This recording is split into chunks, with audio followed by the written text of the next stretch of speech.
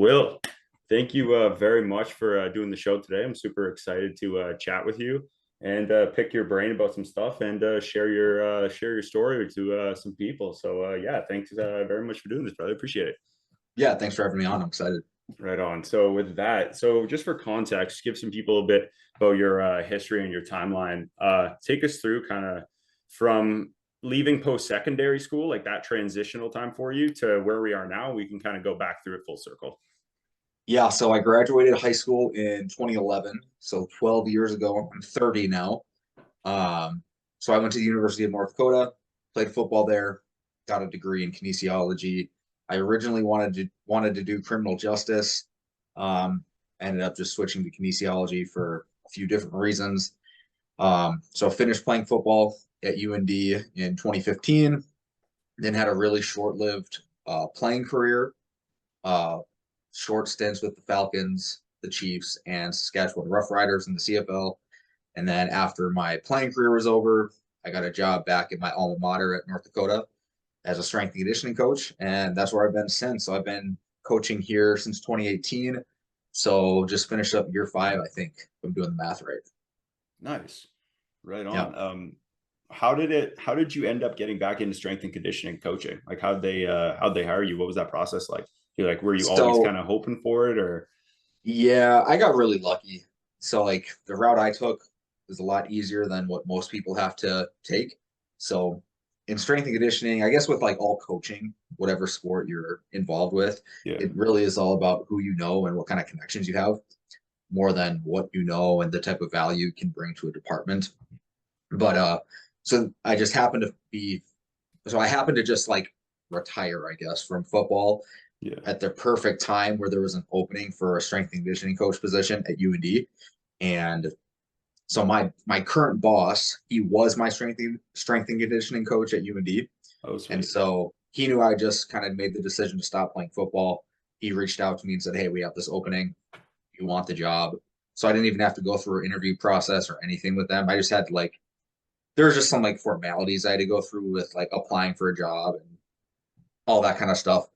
But it was lucky. So I just applied for it. I knew I was going to get the job right away. And that's how I kind of fell into it, which is a lot easier than most people. Most people have to go to like an internship or do a GA somewhere, travel around the country to a few Yeah. different locations before they can get a full time job. So I just got really lucky and grateful for it because I've been able to just be in Grand Forks my whole life, basically, my last 12 years, Nice. basically. That's sweet. It sounds like it like lined up pretty well for you. That's awesome. That's cool to hear. Yeah. Yeah. I can't complain about that. No, so what I'm curious about in that is how did you so how I kind of first got like identified by he was a good friend of mine, Joe, showed me like we were doing different athletic trainings. We were like trying to build up like just a good athletic base onto what we already were doing, whether it be some of us were training like in this gym. I train out a bunch of us do like different things, whether it be like some of them do kickboxing, some of them want to bodybuild, some of them want to power lift, some of them Olympic weight lift. Like I train a lot of like submission grappling and wrestling. And I'm also running a marathon next weekend. Oh, So nice. it's yeah, I'm terrified. But anyways, beside the point. So yeah, all that stuff is kind of like mixed together, and we're trying to like figure out like we don't want to waste time training and stuff like that, and then we want to do like these like athletic stuff, right? And kind of build that. And he kind of that's where he like my buddy focused and was like, "Yo, check this guy out. Like you'll get a kick out of this." I was like, "Oh yeah." Like what was one exercise I did recently? I think that you call it a monkey press. Oh, yeah. Yeah. Yeah, I got into that lately. That was it was horrendous. They're like, "What are you doing?" I'm like, "Yo, try this." And they're like, "No, Yeah. it's brutal." I stole that from Range of Strength. You know who that is? Yeah, I know of Aaron yeah. Lucas. Yeah. Yeah. Yeah. I stole that from him. I saw him doing it. I was like, I gotta do Damn, I really like trying it, and I was like, "Geez, man, some people are having trouble just hanging on one arm. that. You're gonna Right. press what? You know, at 90 pounds above your head." I was like, "Jesus, get Yeah. out of here." So that was yeah, that was wild. So what I want to know is these are so stuff's been very like I've never seen stuff like it, or I've seen stuff that's similar. But how did you formulate kind of like your authentic training style, and how did you incorporate all that stuff? Like, how do you pick all that up? Do you just a lot of research on different things, a lot of trial and error, and see what works, or I wish I could really say. I don't really know. I mean, I've been training for a really long time now. Mhm. I guess I like started seriously training and like training for with a purpose when I got to college. So 12 years ago. So 12 years, I guess. But no, like I have a good background. I know how to do all the Olympic weightlifting movements. I can probably do a lot of gymnastic movements, or I could at least pick up those skills pretty quickly. I'm really good with the barbell. I can deadlift, back squat, front squat. All of the like lifting stuff. I have pretty good foundation with. I have a good athletic background. I can jump, sprint. I just have like a really good athletic background, and like I'm right now with training. I guess I'm not really training with a purpose. Like I don't have a specific goal in mind, Right. but I don't want to just do the same shit over and over and over again It because like gets it's really boring. boring. Yeah, So like very. it's a hobby. It's a hobby for me.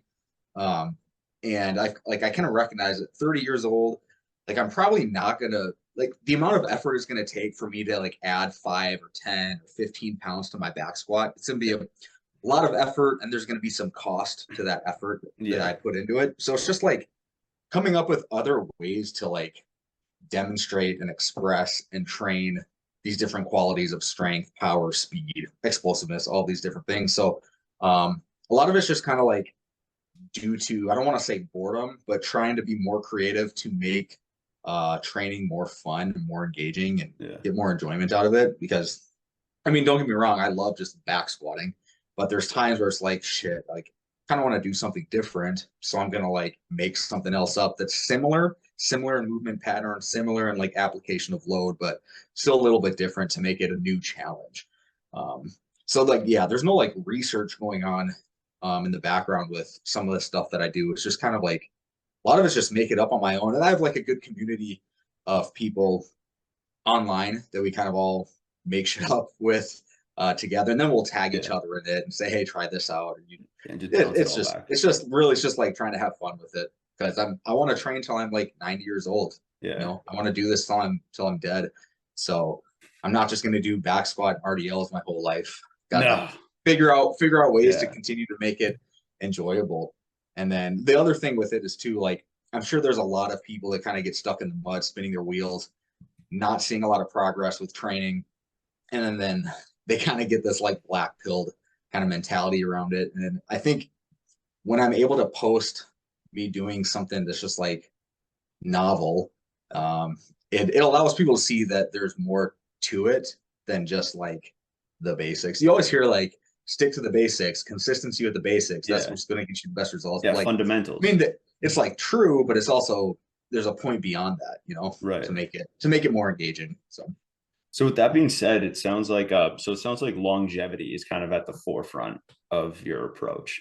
Maybe not with for each sure, exercise, but like definitely for like, okay, I want to work out till I die. I don't want to die because of the way I worked out.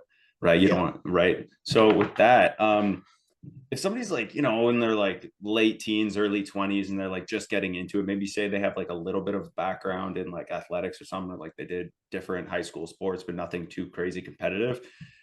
How would you kind of instill like getting physically fit or building a good athletic base in the beginning stages of their life to kind of set them up for that longevity, even though we all know that you want to look big, you want to get big and all that, but still remain athletic and strong? Like what's the good baseline to start from nothing? Uh, I think, I mean, so we're assuming that these people are already lifting weights, right? Mhm. Just continue, like, do things that are athletic that aren't necessarily weight room based. Go Right. sprint, go play sports, go sprint, go jump, go do parkour on a Saturday afternoon for an hour. Like that'll keep you athletic and young. I guess that would be like like the baseline, like Yeah. the starting point. Just go do athletic things and then continue lifting weights and continue to do both. Do like the formal exercise and do the informal exercise. And if you can always merge those two things, you're probably going to be in a path to success. Nice. That makes yeah, that makes sense. It's trying to I know now with there's too much information, especially when it's related to physical fitness and stuff like that. Like everywhere you go is different. Try these three moves out for man. I was just looking the other day for bigger triceps, like how to get bigger triceps. Dude, the information that's out there is like too much, right? It's Yeah. very overwhelming, especially when you don't already have like a baseline of what works for you. So what I'm wondering is how do you decipher what you see, like what's good, what isn't? Is it like similar to what you mentioned earlier, where it's just you have that community and you get creative, or do you like see stuff and you're like, this could work, but let's move it? Like, how do you decipher what's good and what's just garbage? Yeah, I mean, for the most part, you can kind of see if like something that whatever you're looking at, whatever the exercise is or the method of training it is, you can see if there's like foundational principles Yeah. that it's built upon. And if you can like see the foundational principles, it's probably a good thing. Then the other things like just ask yourself, like, what is the stimulus?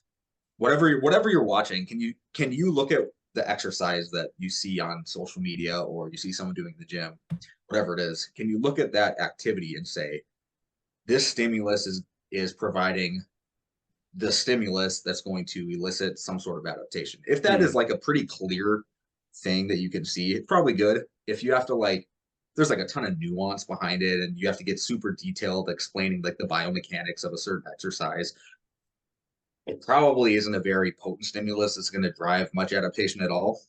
And in which case, I would recommend doing other things that are probably more effective. No, that makes a lot of sense. Do you what I'd like to figure out, and then I'm sure you can help me with. So I've seen this in real time, and I'm sure you have countless times, especially much more than me. But I see the ability or how a trainer looks like in person directly affect how many or how successful they are with getting clients. And I mean just getting them in the door, right?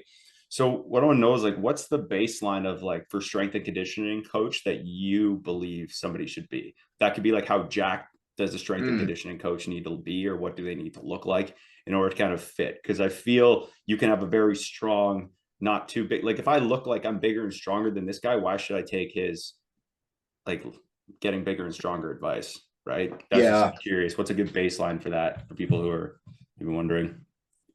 I definitely think there's something to looking the part for gaining other people's trust. Mm, That's for sure true. But like, I don't know, because you could be like, I would trust someone who's like kind of a fat power lifter if they can demonstrate like high competency in the squat bench deadlift. I'm okay. gonna assume they like understand some other parts of training too. Yeah, and You the know, mechanics and stuff. yeah, or if someone's been like a dedicated bodybuilder, but they're not athletic, but they're ripped, low body fat percentage and jacked. They probably understand some principles of training that they can apply to other realms of Mm, strength and conditioning or sports science, sports performance, whatever it is. No, there's definitely an element of like if you look the part in some way, you probably understand like physical fitness under this wider umbrella, I guess. yeah, No, but like I guess I don't even really remember what the question was, but I definitely think that it's important to look the part in some way. yeah, And yeah, did that answer your question? I don't yeah. even know. Absolutely. Yeah, I was just curious. Like, what's the like? How jacked do you need? Should you be? Like, what's a good baseline? Yeah, well, like if Yeah, you answered it pretty well. So. obviously, obviously, if someone's jacked, that doesn't necessarily mean that they No, know not at they all. know. But like as a 16-year-old kid, if you look at an obese individual who may have like an understanding of physiology and science, or you look at some meathead who's jacked, you're probably gonna side with the meathead and the jacked guy on Yeah, what works in training, which I wouldn't like blame the 16-year-old kid for that, you know? yeah. So yeah. I think it's also I found too interesting is it aligns with what your goals are, right? Like if I want my Mhm. goals to be, it's like that old saying of like, oh, if you don't ask somebody for advice on something that they haven't done themselves, Yeah, right? It's just for like, sure. oh, you can't ask this person about real estate investing if they've never done it. Or like that, how is Right. what's it like to run a marathon if they haven't ran cross country or anything or track and field? Yeah, So it's exactly. very, yeah, I think that's kind of what I know a lot of like younger people as well. Part of my audience is that age group, like late teens, early mid 20s. And that's the focus of like, oh man, we want to get bodybuilding, look good, girls. That's the mentality, that's the goal. So when they see people that maybe don't fit what they want to look like, giving them advice, it's harder for them to take it or like Yeah, listen. actually, and it kind of bothers me actually when I see like so in college strength and conditioning, this is so common. Like the director of strength and conditioning in like NCAA, they're like almost always obese, which is kind of crazy to me. Like Mhm. your job is to promote, not necessarily to promote health and wellness, but Like, it's under that umbrella, yeah, right? Like, and then I see some of these guys. Like we just went to our annual conference in Orlando at the beginning of the month, in yeah May 8th, I think is when I went. Um, and you see these guys who are like in their mid 40s. They probably used to train, but now like they're directors of strength and conditioning at big yeah, time schools, and they're obese. And it's like, why? Like when they get freshmen coming in to their yeah, program, freshmen and sophomores, 18, 19, 20-year-old kids, the likelihood of those kids looking up at the director of strength and conditioning who's obese, the likelihood of them looking up and respecting their yeah, knowledge base is just so much less than what it could be if they were just in pretty decent shape. So actually, like it does kind of bother me when I see like strength and yeah. conditioning coaches who are obese. Or the other thing I don't like, and this may make me sound like a dick a little bit, but That's all like right. Go off. It's your episode. I think there's a lot of strength and conditioning coaches who aren't very athletic. And it's not that I don't like them because they're not athletic, Right. but they gravitate towards the weight room because that's where they found success, Right. understandably so. Safe space, I And guess. now, what's that? It's like safe space, I guess. Like it might be Yeah, yeah. comfort So now zone. they gravitate to the weight room, and of Yeah. course that's their job now is to be like a weight room coach, which is fine. But then there's a total disconnect that they have between sport performance and weight room stuff, and then they think Uh, weight room stuff is always going to help the sports performance side. And there's obviously a benefit to it. Like it helps in some areas, yeah. but then they do not understand sports performance at all. They can't sprint very well. They can't jump very, they can't bound. Um, yeah, that kind of bothers me too.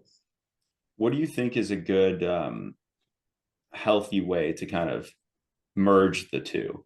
Like how do you yourself like merge the two from like the gym and the actual like sport? Because there's like what I was curious about, and I was thinking about this for the last few days on like the best way to ask you this. I'm sure you can decipher kind of the question from this, but it's there's the old saying or additive where the more you do the skill, it's like why if you want to get better at jujitsu, do more jujitsu. You want to get better at soccer, play more soccer. So well, you want to get better at basketball, play basketball more. You want to get better at dunking, dunk more. But where does the strength and conditioning supplement properly? Like where does it supplement the skill base? Because you can't just only do the skill. There is a strength Right. and conditioning Yeah. component to it, right? How does that connect? Like, how do you bridge that gap between the two? Okay. So I can only speak for myself. I don't know what Yeah, other people do, but I think what really helps me when I'm trying to connect or yeah, connect with the athletes I work with is they do see that I like play basketball and I can dunk a basketball and I can like they see that I participate in actual sport and I'm not just a weight room person. right. So I feel like that does help me build some buy-in and trust with my athletes because they know that I'm not just a weight room guy. So that when I do talk to them about performance or weight room stuff, I guess, Yeah, or like their sport, they kind of intuitively trust me a little bit more than someone who just does squat bench deadlift, you know. yeah, So like being active outside of the weight room, trying to participate in other sports, I think definitely helps me with that. So I can't speak on anyone else, but I think that's my experience a little bit. that sounds like a really good like baseline takeaway that other trainers can do, which is like, hey, show people and show clients of yours or athletes of yours that you do the advice that you're or the criticism or whatever feedback, like you do that for yourself. Like, oh yeah, you should get out, do more hill sprints. It's like, well, when was the last time you did a hill sprint? Yeah, And it's like, well, hey, look at me doing hill sprints. Yeah, hill sprints help with XYZ. Yeah, I think it's like it's genius to think, but I think that's it has to be the leading by example at the end of the day, right? It just sounds hmm like, hey, this is what I do. I am practicing what I'm preaching. So right. you should too. I'm not like, hey, you do all this stuff and I just don't do it either. Like, how would I know if it's beneficial for you or not? Right. So I Yeah, think I like that. It's like you have to be doing it yourself in order to showcase that it's worthwhile listening to, I guess. yeah, for sure. So with that, you have I'd like you to break this down for me a bit more. So growing up, I was really in whenever I go to the weight room, I was really into like accessory work after like my deadlifts or after my squats or after my bench press. And I'm curious, and I have it here. Why I'm laughing is because it says I have like waste of time next to accessories. So I'm curious, what is your take on accessory work, at least when it pertains to like athletes training, strength and conditioning for performance? Yeah, I think, geez, I don't want to just make an absolute claim or anything, but Mhm. generally speaking, well, when you say accessory work, can you define that? Like, or give an example of what an accessory exercise would be? Because to me, it's all accessory. You know, Right. even like a deadlift would be an accessory exercise to them Okay. getting better at basketball. You know what I mean? Or are Yeah. you talking about like what a step up? A step up is like an accessory to a squat. Is No, that kind I'm of what you're? no, so I'm more thinking like single arm shoulder raises or lateral press or stuff that isn't the big compound movements Okay. or that aren't related to like plyos and stuff like that. Yeah. Yeah, I would. So I would agree. Like, I think most of that is kind of a waste of time. Yeah. I mean, there's definitely certain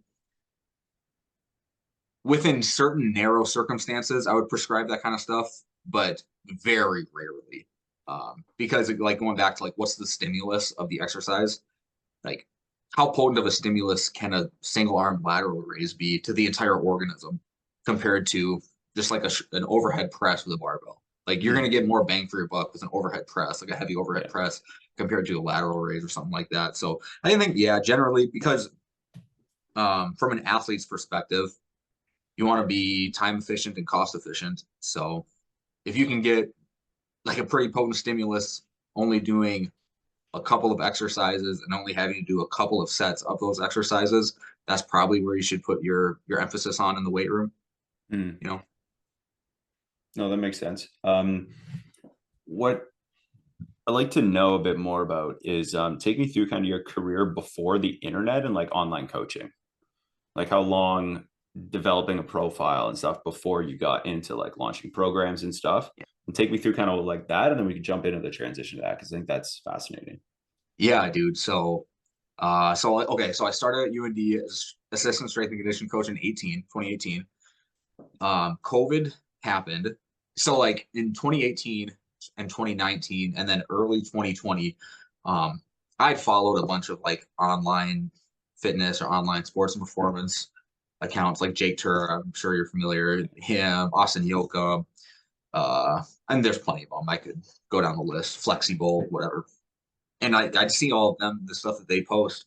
And I was always like, man, I should start to get into that because it's going to produce a little bit of like passive income for me. Yeah. But I had like this imposter syndrome where like, what would other people think of like, am I going to Oh be a yeah. trusted store, like trusted resource of information? Yeah. Just all these self doubts or whatever. Then COVID came and I was like, I was laid off for a bit or furloughed, I guess.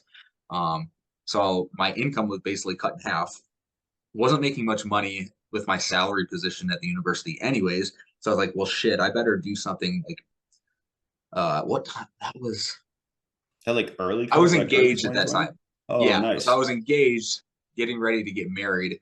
And it's like, well, I need to be a man and Yeah. like step up and start Hell yeah. providing Nice. some, you know what I mean? Yeah. Being a Absolutely. provider. So then I started doing Instagram and YouTube.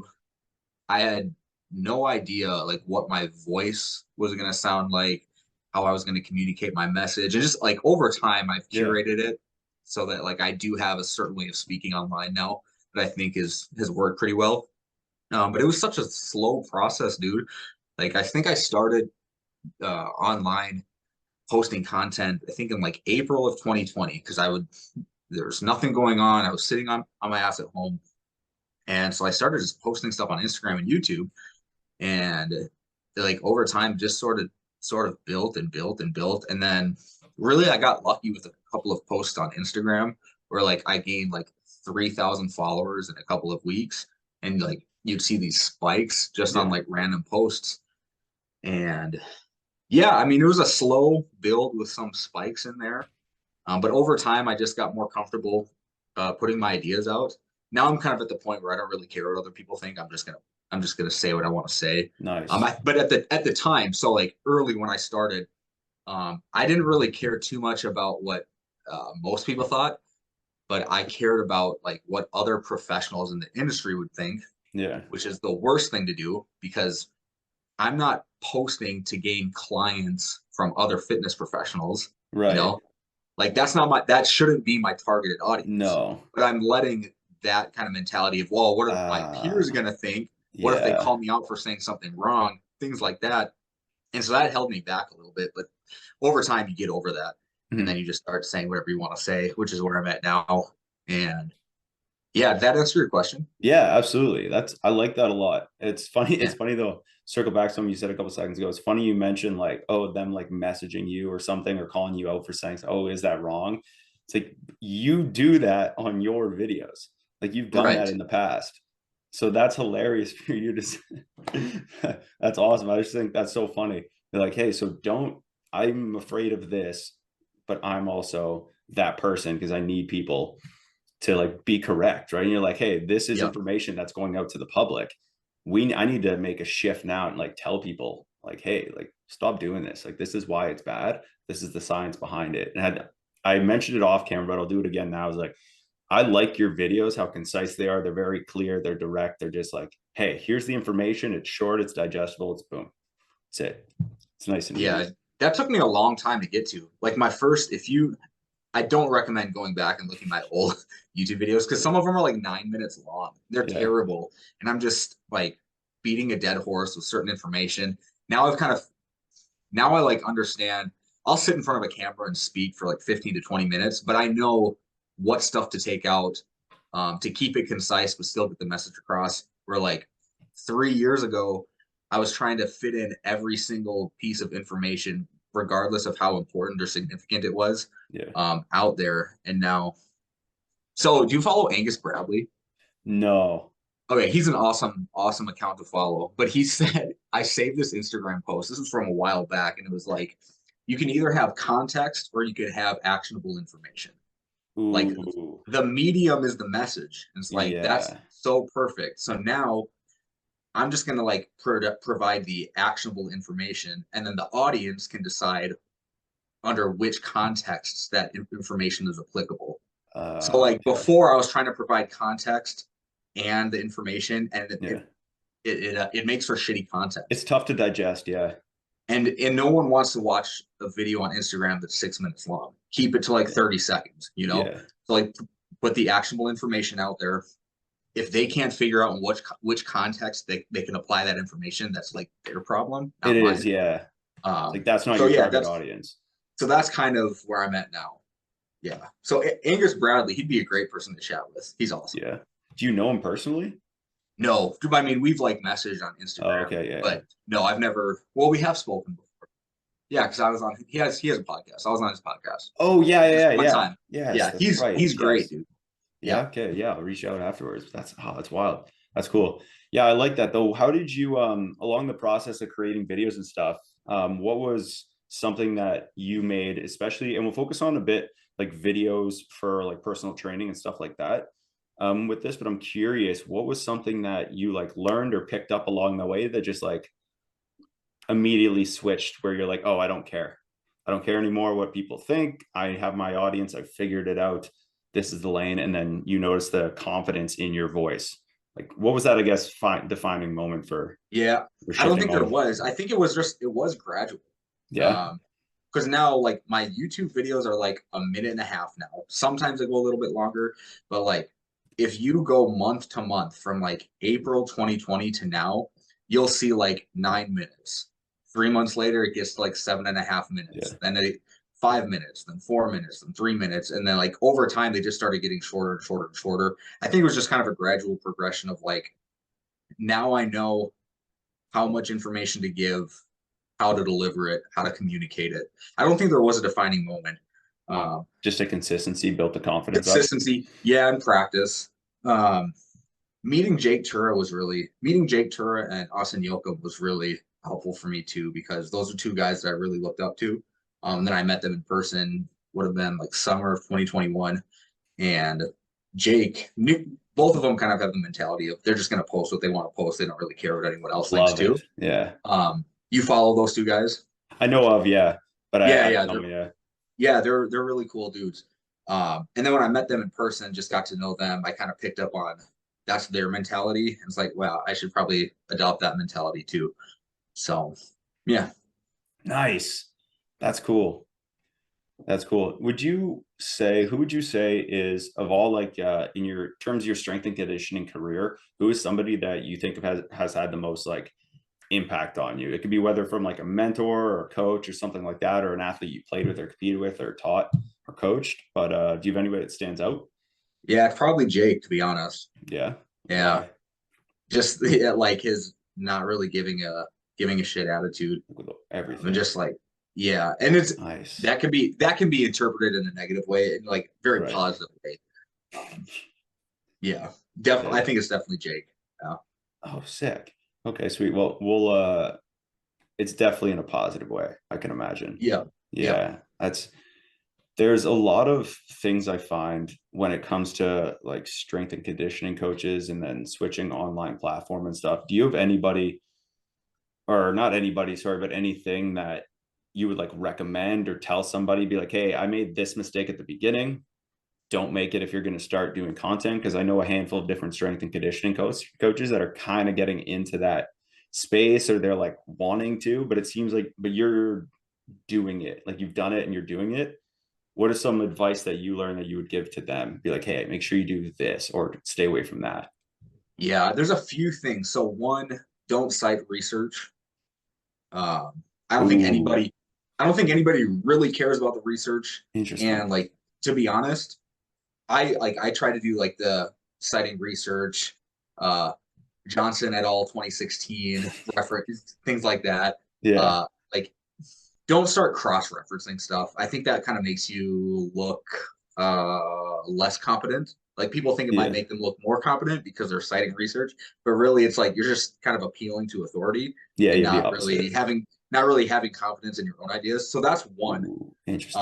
And there's probably some subjects that you could cite research on. Like I still do it every once in a while if I like feel like I have to for some odd reason. But that would be one. Don't just start citing research.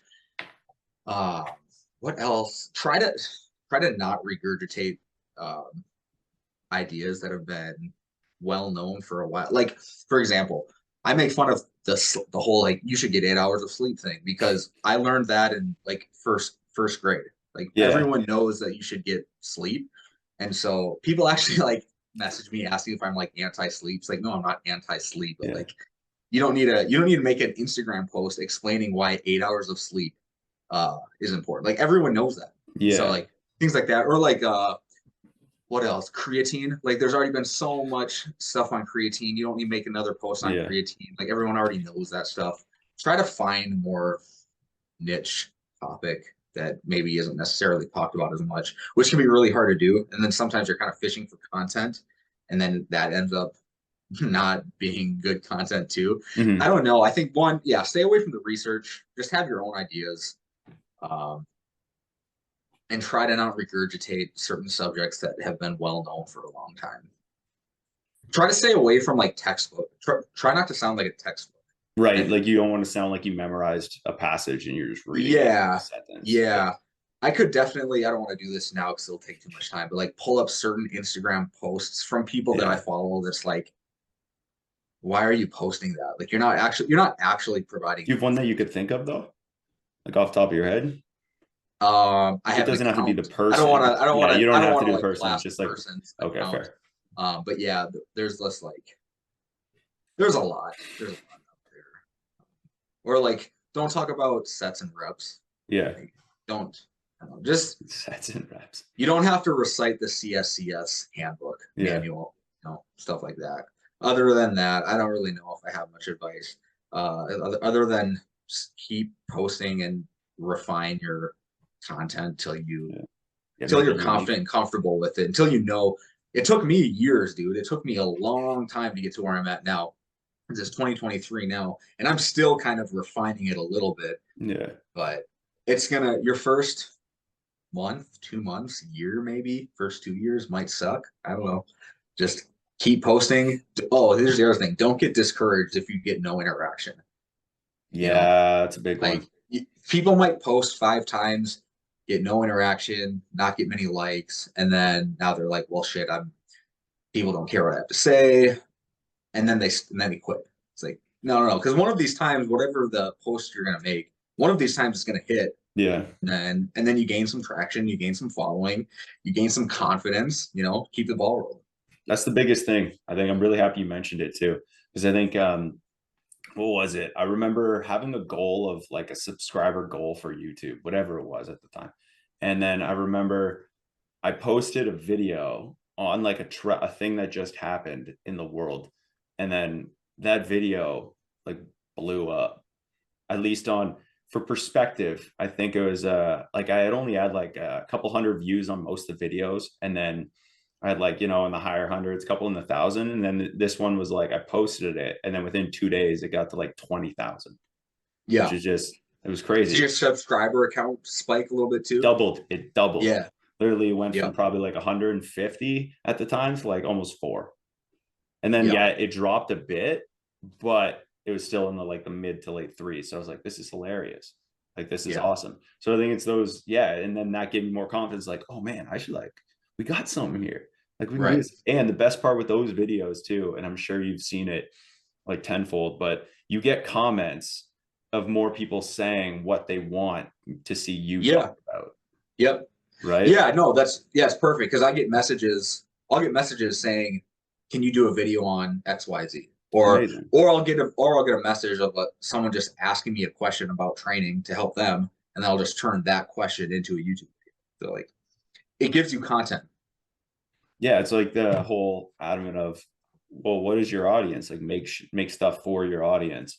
And you're like, okay, but what is or who's your audience? You have to kind of figure that out in the early stages. But once you built that reputation a bit more and authority in the space, then people will give you things to talk about because they're like, hey, bring it this way, or you do the learning on this, or you share what your take is on this almost, which is it's pretty cool. It's pretty cool when that happens. It hasn't happened to me. It doesn't happen every day or every video, but pretty much every podcast, there's going Yeah. to be like different types of feedback, which is really cool. So it's cool you mentioned that with Yeah. the building confidence. For sure. So I want you to kind of take me through. Do you have like what's your take on the importance of incorporating play or fun activities during training? Huge proponent of it for Yeah. everybody, for kids, for adults, for teenagers, for pro athletes. Yeah, huge proponent of it. How would you define it? I want to extrapolate this a bit. How would you define like play, or like how would somebody go about incorporating play into their workouts or training sessions a bit Well, more? I don't know how to define it. But incorporating it, I think it's really easy to incorporate. You just kind of like make that your warm up, I guess. So like I do some personal training or like some group training in my house for groups of 4 or 5 kids, like high school kids in the summers. Yeah. And we always, I guess I don't have a name for it, but I'll just call it like our athletic block for the first 10 to 15 minutes. And it's like I got spike ball. We'll go play spike ball for the first 10 to Oh, that's a 15 good minutes. That's one. their Yeah. warm up, but that's play. Or I'll even let them come up with some silly game that they want to do that involves athletic qualities, jumping, sprinting, throwing, dodging, anything like that. Um, like a great person to follow for like ideas on structuring play and incorporating play is Austin Yoakum. Yeah. Go to his Instagram. It's like I've stolen so many things from him. But yeah, I think that's like the best way to incorporate it is as the warm up because then that for a few reasons, uh, you kind of get it out of the way. It kind of hypes people up for the rest of the training session. It if you want to go into like the science of it or whatever, Yeah, sure. it's gonna like stimulate the sympathetic nervous system to a greater degree than any other type of activity you want to do for a warm up. So yeah, that's how I'd incorporate it right in the beginning of the session. I find in doing that, and I've started to incorporate it a bit more. Um, and I've noticed it's a lot more, your brain seems focused a lot Oh yeah, more. the level It's of brain crazy. activity is way higher when you do something like that. Yeah, which is it almost felt weird to me. I was like so focused, but I wasn't trying to focus on it, right? Right. If that makes Yes, sense. exactly. I Yeah, yeah, can't yeah. quite explain that part scientifically, but I was like, oh, I'm playing, or I'm just playing catch on one footer, like we catch go, or like opposite, whatever it may be at the time, right? What we were doing. But I'm so locked in on something on the task, and I don't even notice it. It's not conscious. It's like an subconscious or unconscious focus that you're Yeah. doing. And it'll potentiate you for like activities later in the session. Yeah. Like like you go play, have you ever played like knee tag? You know what knee tag is, or shoulder tag? Yeah. It's like, yeah, something like that. You like one on one with somebody in a small little box. You do that for 10 to 15 minutes, and then you're gonna go lift. Like for some reason you feel stronger at like putting a bar on your back after that than if you're to do some like 8 minutes on an Aerodyne bike Yeah. trying to get warmed up for the session.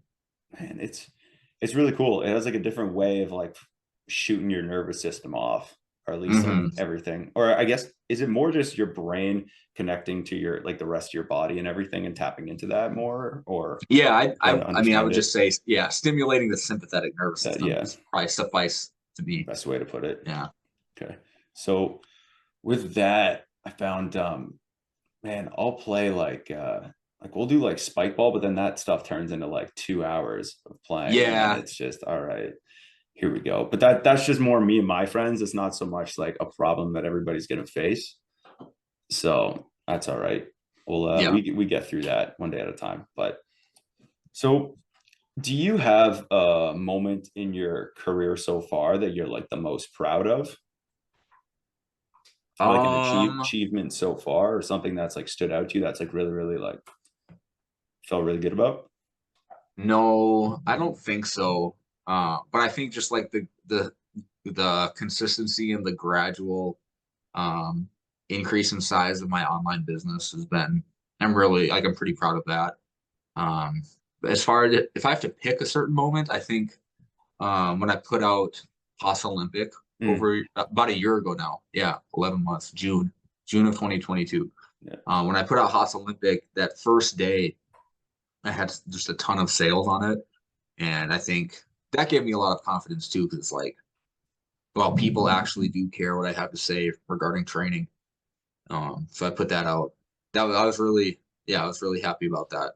And then that's still making sales to this day. So that's probably if I had to pick one moment, yeah. Do you think, as kind of time goes on, do you think the need for in-person strength and conditioning coaches is going to go away, or do you think they'll always be a place? Because it sounds like a lot of every coach seems to be steering towards an online platform, or not, maybe not platform, but an online program or something like that. And I'm wondering if it's just eventually teams are just going to purchase this one and try the training, or if there is a room. Like, do you think it's something that's going to replace trainers? I don't think so. I've thought about this too before. I Nice. don't think it will because there is still, you still, people who are training still want to be able to do things technically sound and technically Uh, proficient. So I yeah. guess depending on what the level of the athlete is in the weight room. So like, yeah, depending. I mean, yeah, I don't know. I don't think so. I don't think it'll go away within like a team setting Right. because administrators, sport coaches, general managers, those types of people are going to want someone who can coach a large group in and out of a session Mhm. efficiently. Um, can't really do that through AI at all. At least right now you can't. Um, but so no, I don't think it'll fully ever go away. But there's definitely been a shift that direction. How would you originally get into football? Like playing football, Yeah. I started playing when I was in eighth grade. Oh Um, wow. Back that's, in I the mean, day. that's, I don't know. It looked fun. I wasn't, so in Minnesota, which is where I'm from, there's like a weight limit for each position. So like, I'm going to make up the numbers, Oh but wait a minute. if you're like 185 pounds or heavier, Yeah. you can't be like a defensive back or a wide receiver. This is at like in Yeah. middle school or something at that age. This is wild. If you're like 200 pounds or heavier, you have to be like an offensive lineman or defensive lineman. It's something like that. So I was always above the weight limit. So I would have had to always be like an offensive lineman at that age. And then in eighth grade, the weight limit goes away. Mhm. So anybody can play any position. So then I still would have been above a weight limit if they had a weight limit at that Yeah. age. Um, so that's when I decided to play, and uh, I played linebacker, and I think tight end at the time, or was I fullback? It doesn't matter. So I joined football when there was no more weight limit, so that I wasn't like constrained to a certain position. And then high school, obviously, there's no weight limit, so I just kept playing. I found out I was pretty good at it, good enough to get a scholarship to UND, Mhm. and I mean that's how I got into it. Yeah, I just like sports, so it was a fun sport to play. Nice. Do you have like one kind of piece of whether it be advice or lesson or thing that stood out with you or for you from your life? Like it could be an experience or something like that related to anything. This doesn't necessarily have to be strength and conditioning or coaching or anything related. Um, can you rephrase that question a little bit? Yeah. Do you have a experience or a lesson you learned that you would pass on to somebody? Like it could be from all of your life up to now. Um, I think I probably can give some advice, but not necessarily a lesson. If you can separate those two, I don't know. Yeah, absolutely. I think it's just like don't be a conformist. Like always, it sounds kind of cliche to like say, oh, you should question everything. Like there's truth to it, but it's also cliche and kind of sounds dumb to me. But like, don't just assume something is right because that's what the social group's doing or that's Right. what the authority figures are saying. Often we should trust authority figures because they're authority figures for a reason, but like obviously people get things wrong. But yeah, don't be a conformist. Think for yourself. Um, find it trusted individuals that you can rely on to help guide certain decision making. That'd be it. Nice. Now, I was going to wrap up. Where can people find you? Where can people connect with you? Where can people see your stuff, get your stuff, learn Yeah, more? Instagram. It's always just going to be my name. So just search my name, Will Ratelle, on Instagram or YouTube. My website should just be my name, but it's kind of dumb. It's W2 performance. People it gets confused with like taxes, like Yeah. W2 forms. But yeah, Nice. W2 performance is my website, and then my name Yeah. on Instagram and YouTube. I just started going on Twitter. I hadn't really used Twitter much until like the last 3 weeks. I started on Twitter. So just search my name there. But yeah, that's kind of it. Right on. Well, with that, man, I really appreciate your time today. I had fun picking your brain, stuff like that, and just asking stuff that a handful of people have mentioned to me about wanting to bring up to you and stuff like that, and then things that I was really curious in. So I'm just, yeah, man, I really appreciate your time. So thank you very much for chatting with me today, brother. Yeah, appreciate it. Thanks for having me on. Right on.